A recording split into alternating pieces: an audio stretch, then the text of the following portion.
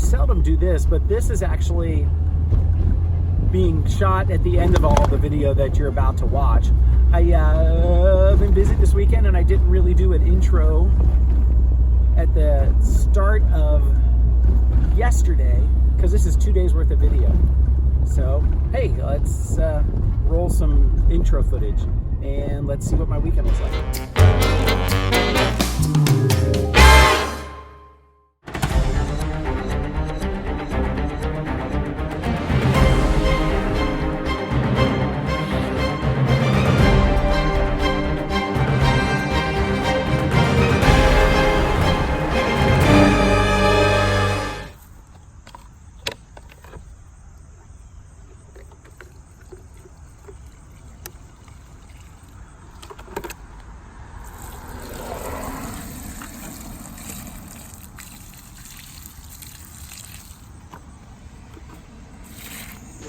Good morning, Mr.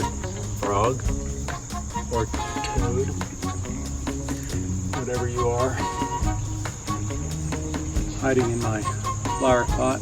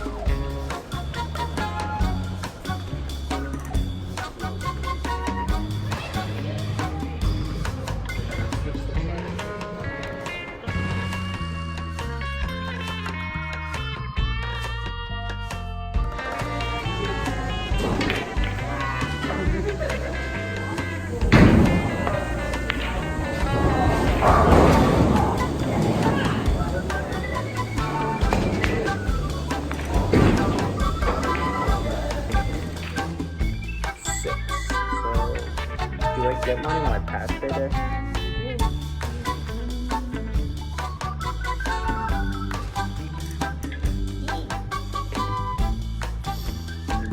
What a lifetime.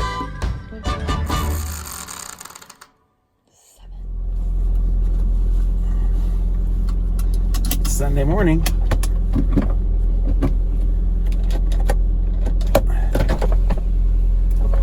Yeah, I'm putting the top down. What are you talking about? I need to go though.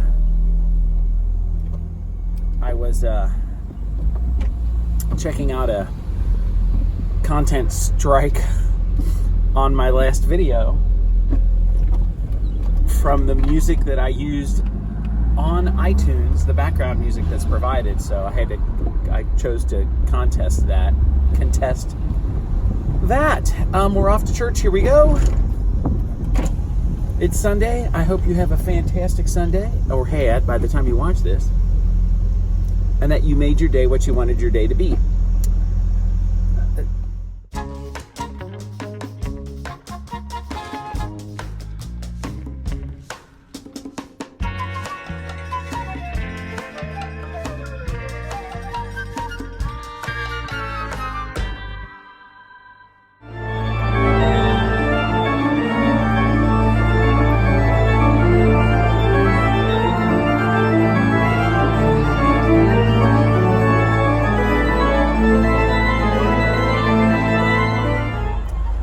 Okay, I've got 3 things from church that I want to throw out here. One is, so the scripture came from James, and the person who did the prayer of the people, Dennis, choir guy, I've known him forever, talked about things that come out of your mouth in the car, because James is concerned about the things that you say and how that reflects upon what's inside your heart. Got it. But my, I think, semi-humorous response to that is that, yeah, but I cuss in the car so that I don't cuss in front of people. So it's my relief valve. Right. I shouldn't cuss in the car either. The second thing was that the very last sentence of the scripture reading today, which is actually the second to last sentence, I think, in that James 3rd chapter,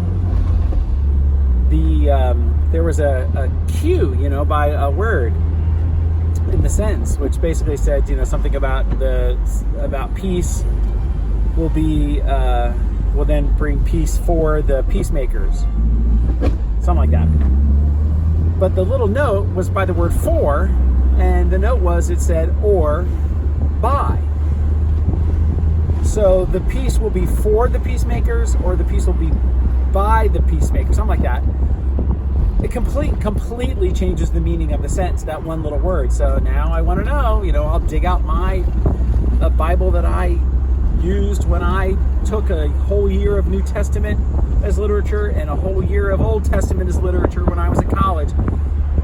Let's see if I can figure out where that comes from, man. Because really, it's, I don't know. It completely changed the meaning of the sentence. Last thing, part of the sermon, great story about a guy who was a fighter pilot in Vietnam that got shot down and was captured, and I think his last name is Pung, P-U-N-G, or Pung, I'm not sure which. I haven't looked it up. I Googled during the sermon. Great, and again, great story. And but it occurred to me that not everybody has those kind of stories, right? So 2 bits of context. Once upon a time, a very, very close dear friend of mine was talking with a theology professor, I think, and asked him, well, what was your mountaintop experience? What was that thing, that mountaintop experience that is when you decided that you were going to be a follower of Jesus? And this is a guy who his dad was a pastor. He literally just grown up in the church, and it was just a kind of a part of who he was. And he said, I don't have one. And the guy said, well, okay, well, let's make this then. Let's make this that mountaintop moment for you. How about that? And I thought about that too, because my faith experience was actually very similar. Having just grown up in the church, there isn't, there was no altar call that dragged me into a faith-based kind of life. And, that's okay. Right? That's okay. Everybody can't have that experience where they were a fighter pilot and they got shot down. So what it makes me think of is, I've always thought about these speakers and being a public speaker. And what would I have to talk about? What do I have to offer? And my joke title of my biography is, just above average. So how does that translate? I would think I have something to offer as a speaker. That's why I talk into my phone here in my car. That's why part of the reason I'm making these videos on YouTube is just because I think I have something to offer.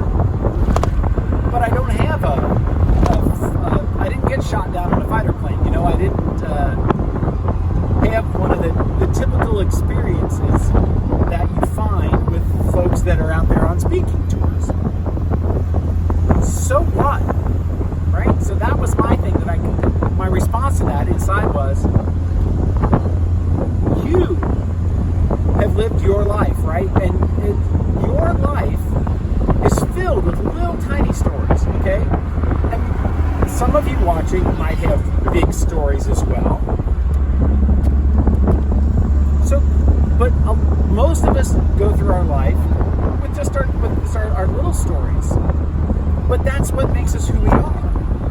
And those stories are good enough. You can learn a big lesson from the little stories if you're paying attention. One of my favorite stories I tell new dads and expectant fathers is it's a little story, but it profoundly changed the way that I parented, because my oldest was pretty fussy, kind of gassy as a baby. A lot of Mylicon drops were given. And I was the one often who would, hold her and do laps with her in the middle of the night when she was being fussy. Got to give the one who's doing the feeding a break from time to time. So as that was my wife's responsibility, doing the feeding, because she was the source of said food. When the girl was fussy, I would do the football hold, face down, belly down on my arm, and cradling her that way, because that was the more comfortable position. And we would just kind of do laps around the main floor, right? Living room, dining room, kitchen, living room, dining room, kitchen. We'd stop and we'd look at the glowing clock on the stove or on the microwave, something to look at, the VCR or whatever. And even at the time, I realized, don't know why, where does this realization come from, that this is a privilege that I have to do this, because I'm not always going to get to do this. I'm not always going to have this opportunity to spend these hours, minutes, depending, in the middle of the night with my baby, who is almost 22 now.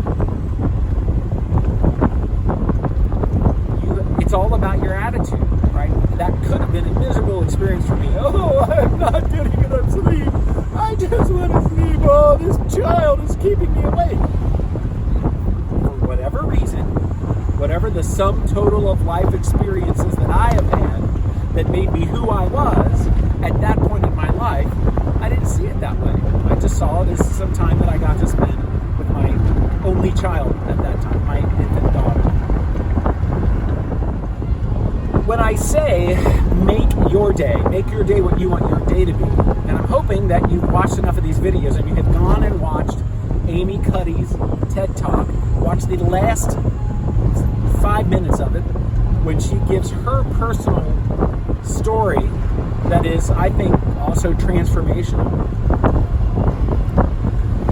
It's a take on the idea that you fake it until you make it, right? But you fake it until you become it, right?